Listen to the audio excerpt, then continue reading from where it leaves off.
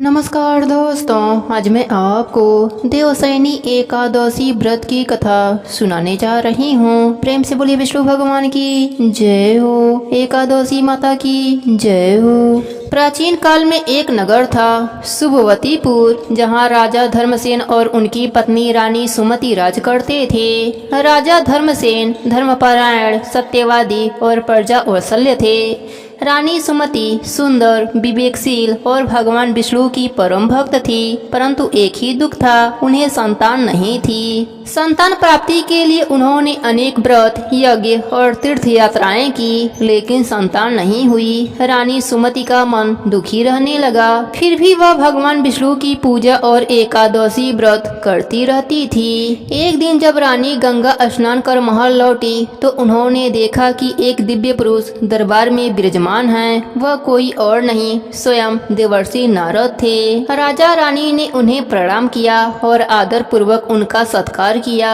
नारद जी बोले, रानी सुमति, तुम्हारी भक्ति से भगवान विष्णु प्रसन्न हैं। तुमने अनेक एकादशी व्रत किए हैं, परंतु देवशयनी एकादशी का व्रत विशेष फलदायक होता है। यदि तुम आषाढ़ शुक्ल पक्ष की एकादशी को पूर्ण नियमों से व्रत करती हो तो तुम्हें संतान प्राप्ति होगी और जीवन में सुख शांति बनी रहेगी। रानी की आंखों में चमक आ गई। उन्होंने प्रणाम कर नारद जी से विधि पूछी। नारद जी ने बताया, देवशयनी एकादशी को सूर्य उदय से पहले उठकर स्नान करना चाहिए। फिर भगवान विष्णु की प्रतिमा को पंचामृत से स्नान कराकर पीले वस्त्र पहनाकर पीले फूल, तुलसी दल और धूप दीप से पूजा करें। इस दिन उपवास करना और रात्रि में जागरण करना अत्यंत पुण्यदायक होता है। कथा और विष्णु सहस्त्र नाम का पाठ अवश्य करें। अगले दिन द्वादशी को ब्राह्मणों को भोजन कराकर व्रत का पारणा करें। रानी ने व्रत करने का दृढ़ निश्चय लिया। उन्होंने उपवास, ध्यान, पूजा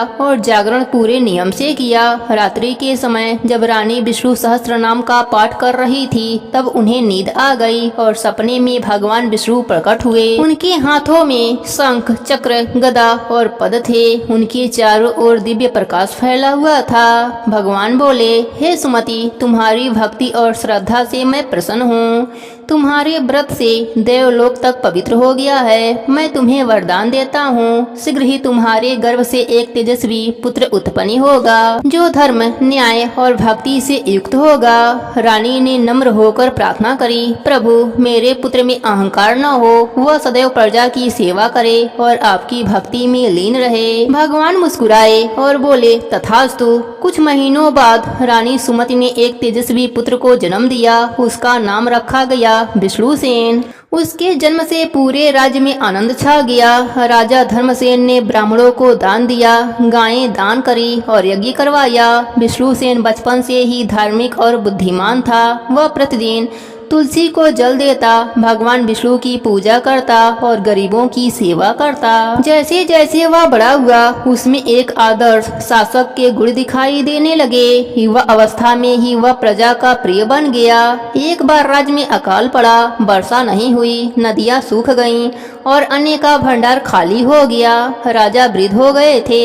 अब सारा भार विष्णुसेन पर था। उसने तुरंत एक विशेष विष्णु यज्ञ का आयोजन किया और पूरे राज्य में देवशयनी एकादशी के सामूहिक व्रत की घोषणा करी। लाखों लोगों ने इस दिन उपवास किया, भजन कीर्तन हुआ, रात्रि जागरण हुआ और प्रभु विष्णु की कथा सुनी गई। रात्रि को आकाश में घने बादल फिर आए, बिजली चमकी और बारिश शुरू हो गई। खेतों में हरियाली लौट आई, तालाब भर गए और राज्य फिर से समृद्ध हो गया। लोगों ने इसे भगवान विष्णु की कृपा और देवशयनी एकादशी व्रत का फल माना। विष्णुसेन ने राज्य की बागडोर संभालते ही यह नियम बना दिया कि हर चतुर्मास में देवशयनी एकादशी से लेकर देवउठनी एकादशी तक राज्य में कोई हिंसा, मांस, मदिरा का सेवन या अन्य पाप कर्म नहीं करेंगे। इस नियम से राज्य स्वर्ग समान बन गया। प्रजा में धर्म, भक्ति और सेवा का भाव फैल गया। ऋषि मुनियों ने विष्णुसेन को राशि की उपाधि दी। रानी सुमति वृद्ध हो चली थी। एक दिन देवशयनी एकादशी पर उन्होंने फिर उपवास किया। उसी रात उन्होंने सपने सपने में भगवान विष्णु को देखा, जिन्होंने उन्हें अपने दिव्य धाम वैकुंठ चलने का आमंत्रण दिया। अगले दिन प्रातः उन्होंने तुलसी के जल से स्नान किया, भगवान को भोग लगाया और शांत मन से ध्यान में लीन हो गईं। कुछ ही समय में उन्होंने शरीर त्याग कर वैकुंठ धाम को प्राप्त किया। राजभर में शोक के साथ श्रद्धा का भाव उमड़ पड़ा। राजा विष्णुसेन ने विशाल विष्णु मंदिर बनवाया और उसमें प्रतिवर्ष देवशयनी एकादशी पर विशाल उत्सव का आयोजन आरंभ किया। यह कथा हमें यह सिखाती है कि श्रद्धा, संकल्प और सेवा भाव से किया गया व्रत कभी व्यर्थ नहीं जाता। रानी सुमति ने विष्णु भक्ति और एकादशी व्रत से जीवन का हर सुख पाया, संतान, समृद्धि, शांति और अंत में मोक्ष। देवशयनी एकादशी का व्रत न केवल भगवान विष्णु की कृपा दिलाता है, बल्कि आत्मा को शुद्ध करने का मार्ग भी है। प्रेम से बोलिए विष्णु भगवान की जय हो, एकादशी माता की जय हो।